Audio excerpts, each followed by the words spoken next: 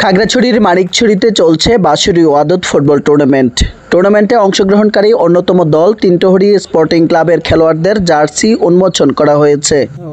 মঙ্গলবার সন্ধ্যায় তিনটহরি স্পোর্টিং ক্লাবে আয়োজিত এক অনুষ্ঠানে উৎসবমুখর পরিবেশে জাতীয় পতাকার লঘু সম্বলিত দলটির জার্সি উন্মোচন করা হয়।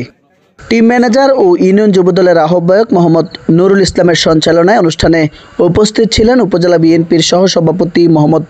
ইউসুফ মিয়া, ক্রীড়া ও সাংস্কৃতিক বিষয়ক সম্পাদক রমজান হোসেন সেলিম, ধর্ম বিষয়ক সম্পাদক মোহাম্মদ ইব্রাহিম খলিল আল ফরিদি, তাঁতি বিষয়ক সম্পাদক মোহাম্মদ সাইফুল ইসলাম, তিনটহরি বাজার পরিচালনা কমিটির সভাপতি মোহাম্মদ আবুল আব্বাস,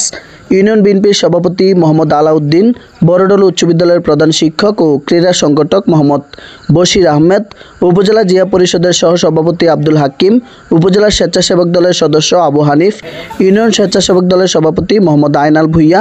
যুবদল নেতা পলাশ দে, তিনটহরি স্পোর্টিং ক্লাবের সভাপতি মংমেরি মার্মা ও সাধারণ সম্পাদক নয়ন দে সহ আরও অনেকেই।